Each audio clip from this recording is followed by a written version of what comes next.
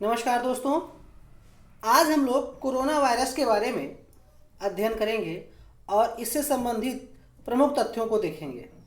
ध्यान दीजिएगा, कोरोना से संबंधित 1 से 2 क्वेश्चन आने वाले सभी परीक्षाओं में अवश्य होंगे।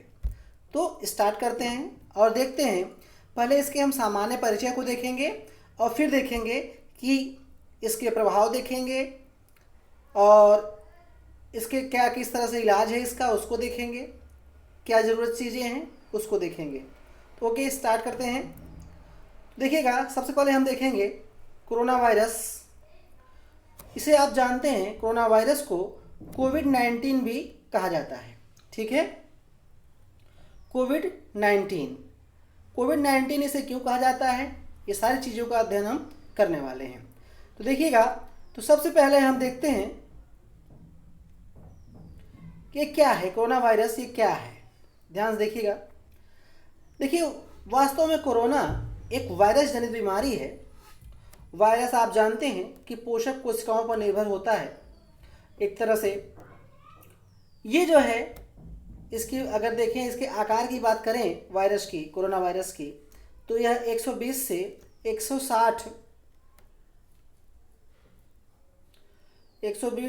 160 नैनोमीटर तक का इसका व्यास हो सकता है। यह जो है आरएनए क्रम का वायरस है। ठीक है, समझिएगा। तो कैसा वायरस है ये? RNA virus. आगे बढ़ते हैं, देखते हैं।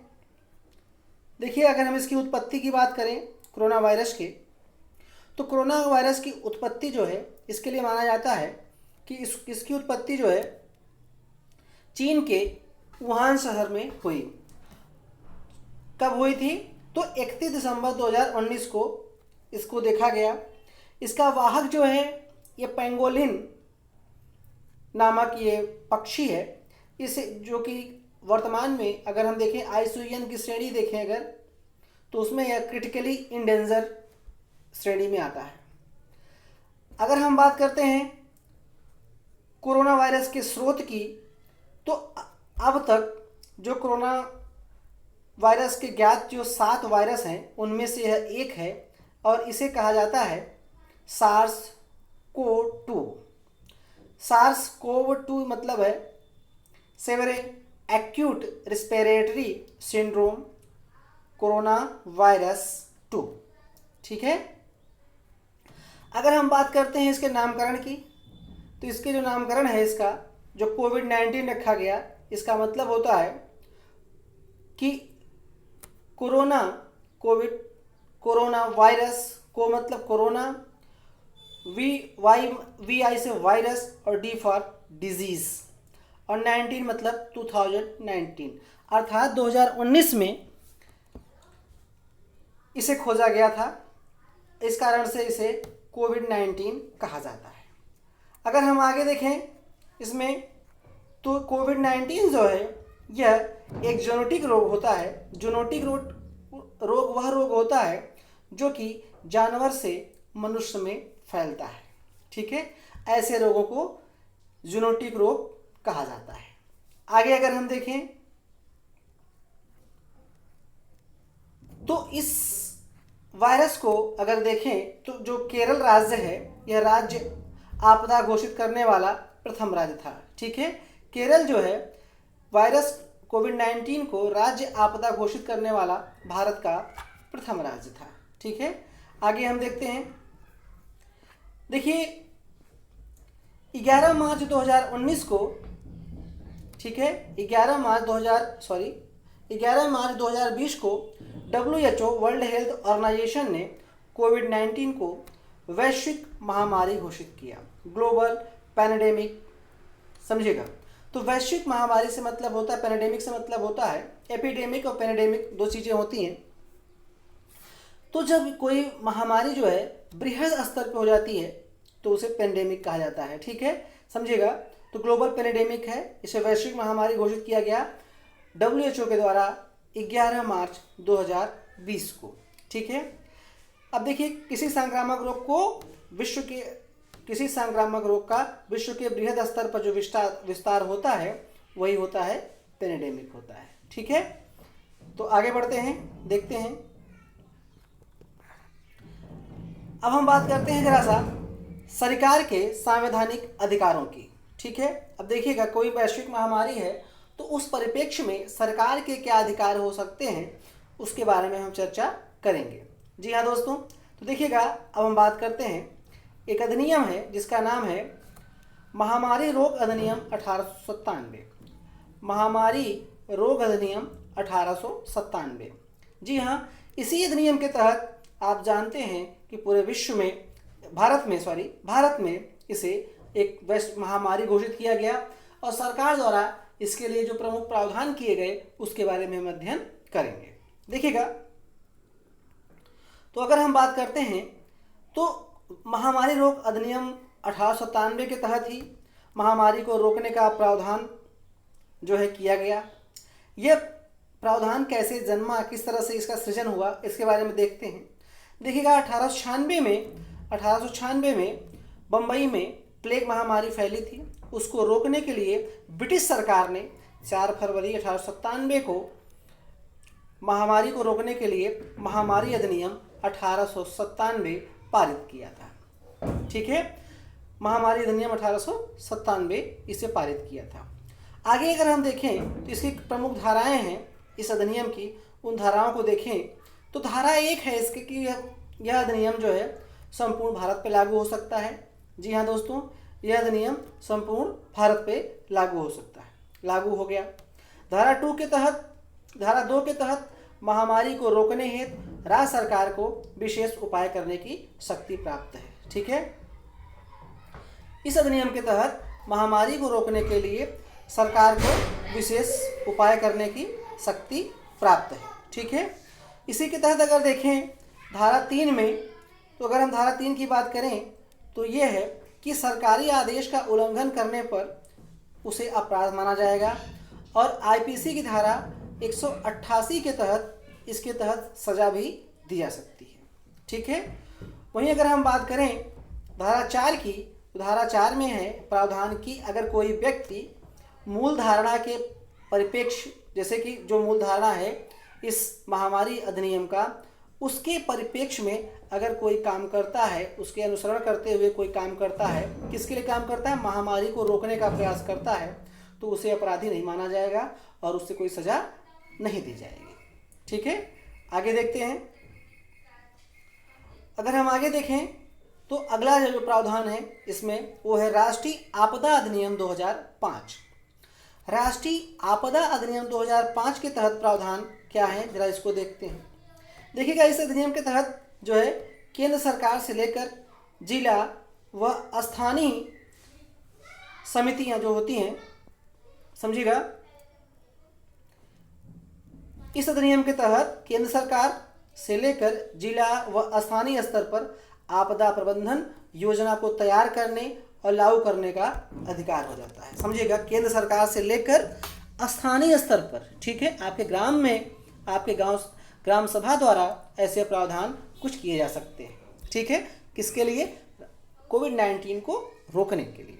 आगे बढ़ते हैं, अगर देखें तो एक अधिनियम है आवश्यक वस्तु अधिनियम 1955। समझिएगा, आवश्यक वस्तु अधिनियम 1955 के तहत क्या प्रावधान है, जरा इसको देखते हैं। इसके तहत है प्रावधान की आवश्यक वस्तुओं के मुक्त प्रवाह, कीमत नियंत्रण और मूल्य नियंत्रण आदि इसमें शामिल है कि सरकार ऐसे कई तरह के प्रावधान कर सकती है जिससे किसी वस्तु का मुक्त प्रवाह होता रहे, कीमत भी नियंत्रण में रहे, ठीक है, और आवश्यक वस्तुएं सबको मिलती रहे। ठीक है, समझिएगा, और इसके लिए सरकार ने घोषणा की थी 30 जून 2020 तक के लिए। ठीक है, इसके अंतर्गत मास्क और सैनिटाइजर को भी शामिल किया गया है। ठीक है, समझिएगा। अगर हम बात करें इस बीमारी के लक्षण की बात करें तो देखिएगा, इस बीमारी के लक्षण में जो है वो है बुखार हो जाता है, ठीक है, सांस लेने में तकलीफ होती है, खांसी होती है, निमोनिया होता है। देखिएगा, निमोनिया के लिए बात है, एक जरा देखिएगा ध्यान से कि प्रारंभ में जो कोविड-19 है इसकी पहचान जो है निमोनिया के रूप में ही की गई थी। ठीक है, समझिएगा। आगे देखते हैं अगर, तो इसके अलावा इसमें कफ होता है और गुर्दे का काम न करना, ये प्रमुख लक्षण हैं कोविड-19 के। जी हाँ दोस्तों, कोविड-19 आप जानते हैं वर्तमान में एक वैश्विक महामारी के रूप में उभर कर सामने आई है। आगे देखें, अगर हम कोविड-19 के जांच की प्रक्रिया को देखें तो कोविड-19 की जो जांच की प्रक्रिया है जो वर्तमान में प्रचलित है वो दो तरह की है। ठीक है, देखिएगा वो दो कौन कौन सी हैं। देखिएगा, एक है RT-PCR, समझिएगा। अब देखिएगा RT-PCR जो है क्या है, ये है reverse transcription polymerase chain reaction. ठीक है, देखिएगा इसके तहत क्या होता है, इसके तहत जो हमारा RNA है उसको जो है उसका जो है DNA में रिवर्स ट्रांसक्रिप्शन किया जाता है जिससे वायरस का पता चलता है। ठीक है, समझिएगा, RNA का DNA में रिवर्स ट्रांसक्रिप्शन किया जाता है जिससे वायरस का पता चलता है। एक चीज़ और ध्यान देने वाली बात है कि इसकी जांच के लिए, इस तरह की जांच के लिए श्वास नली से या गले से अथवा नाक से नमूना लिया जाता है। ठीक है, अगर हम दूसरे की बात करें, दूसरा जो जांच है वो है रैपिड एंटीबॉडीज़। देखिएगा, इसके तहत क्या होता है, जो रैपिड एंटीबॉडीज़ वाला प्रावधान है इसके तहत क्या होता है, रक्त का प्रयोग किया जाता है, अर्थात जो नमूना लिया जाता है किसका लिया जाता है, रक्त का। वायरस पर शरीर की प्रतिक्रिया को देखा जाता है। ठीक है, इसमें यह देखा जाता है कि जो वायरस पर जो शरीर की प्रतिक्रिया की देखी जाती है कि शरीर में जो है एंटीबॉडीज़ जो है वो बनती है या कि नहीं बनती है। और ये वाला जो प्रयोग है, वास्तव में ये वाली जो जांच है ये ऐसे क्षेत्रों में की जाती है जहां कोविड-19 को हॉट स्पॉट घोषित किया गया है। ठीक है, आगे अगर हम देखें, अगर हम कोविड-19 के प्रभाव की बात करें तो कोविड-19 का जो प्रभाव है उसको प्रभाव को हम दो स्तरों पर देखेंगे, एक है वैश्विक स्तर पर, दूसरा है भारतीय स्तर पर। ठीक है, समझिएगा, अगर हम वैश्विक स्तर की बात करें तो कोरोना से या कोविड-19 से जो प्रभावित पहले PM थे वो ब्रिटेन के PM थे, बोरिस जॉनसन जी थे। ठीक है, और इन्होंने कोरोना को मात दिया और स्वस्थ होकर वापस लौटे। जी हाँ दोस्तों, इसके बाद अगर हम बात करें तो कोरोना के कारण जो है, कोविड-19 के कारण जो है G20 की जो वर्चुअल समिट हुई थी, समझिएगा, ये हुई थी, कहाँ पे हुई थी, इसका आयोजन जो है आप जानते हैं कि इसका आयोजन जो है सऊदी अरब में हुआ था। ठीक है, और यह आयोजन जो है आप जानते हैं कि वीडियो कॉन्फ्रेंसिंग के माध्यम से की गई थी।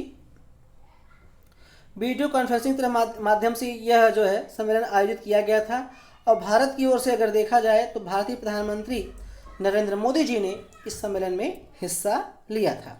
ठीक है, इसके अलावा अगर हम बात करें, देखें तो कोविड-19 जो है, कोविड-19 के लिए WHO द्वारा एक फंड का गठन भी किया गया था।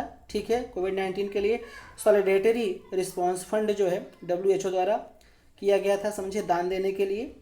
ठीक है, वहीं एक बहुत बड़ी बात हुई थी यह कि USA द्वारा जो है, जो USA है यूनाइटेड स्टेट ऑफ अमेरिका अर्थात अमेरिका, इसने जो है WHO को जो आर्थिक मदद देती थी वो देता था अमेरिका, उसने उसको बंद कर दिया।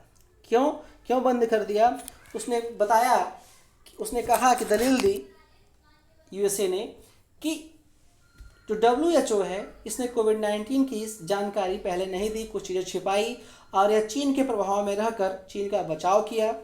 इस कारण से USA ने आर्थिक मदद देनी बंद कर दी। हम जानते हैं कि जो USA है ये लगभग 15% तक आर्थिक योगदान देता है WHO को। ठीक है, नेक्स्ट पॉइंट अगर हम देखते हैं तो कोरोना से मुक्त होने वाला जो प्रथम देश था वो यूरोपीय कंट्री है स्लोवेनिया। ध्यान दीजिएगा, स्लोवेनिया जो है ये यूरोपीय कंट्री है जिसने जो है आपका कोरोना से मुक्त होने वाला ये प्रथम देश था। ठीक है, आगे बढ़ते हैं। ठीक है, आगे देखें हम, अगर भारत के परिप्रेक्ष्य में देखें तो 11 मार्च 2020 को भारत द्वारा कोविड-19 को वैश्विक महामारी घोषित किया गया। जी हाँ दोस्तों, कोविड-19 को 11 मार्च 2020 को भारत में इसे महामारी अधिनियम 1897 घोषित किया गया। इसके तहत महामारी अधिनियम लागू किया गया भारत में।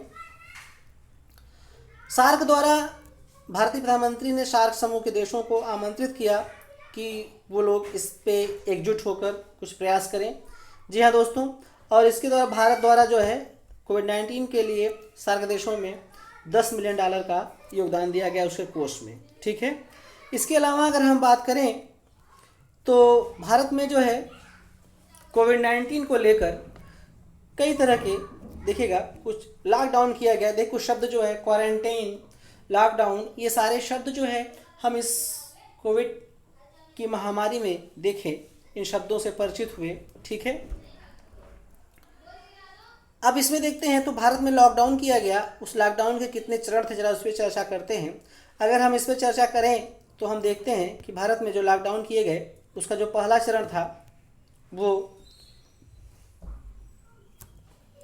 25 मार्च से 14 अप्रैल तक था और इसकी घोषणा की गई थी प्रधानमंत्री द्वारा। ठीक है, आपको देखना है कि घोषणाकर्ता कौन था, इसको भी ध्यान में रखना होगा। ठीक है, तो देखिएगा एक इसको जरा सा, हाँ अब देख सकते हैं आप। अगर हम बात करते हैं दूसरे चरण की, दूसरा चरण जो है कोरोना वायरस का भारत में लॉकडाउन जो किया गया वो था 15 अप्रैल से 3 मई तक, और यह भी प्रधानमंत्री द्वारा किया गया। अगर हम लॉकडाउन के तीसरे चरण की बात करें तो जो तीसरा चरण था वो जो है 3 मई से 17 मई तक था, और यह जो है घोषणा गृह मंत्रालय द्वारा की गई। ठीक है, इसके अलावा अगर हम बात करते हैं चौथे चरण की, तो चौथा चरण जो है 18 मई से 31 मई तक रहा, और यह घोषणा भी गृह मंत्रालय द्वारा की गई।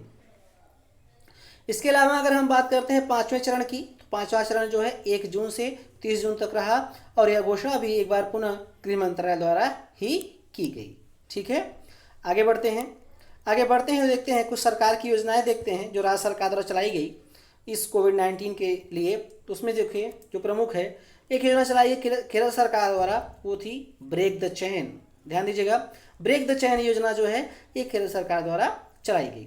प्रज्ञाम ऐप जो है ये झारखंड सरकार द्वारा चलाई गई।